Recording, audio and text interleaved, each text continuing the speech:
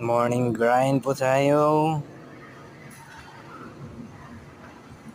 May order na agad. Umaga pa lang. Bicol Express, tuna at saka tuna tapa. Hindi pa kami natapos magpreparasyon nito guys. Pero may order na.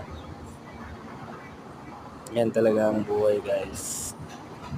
Kailangan magsipag tayo.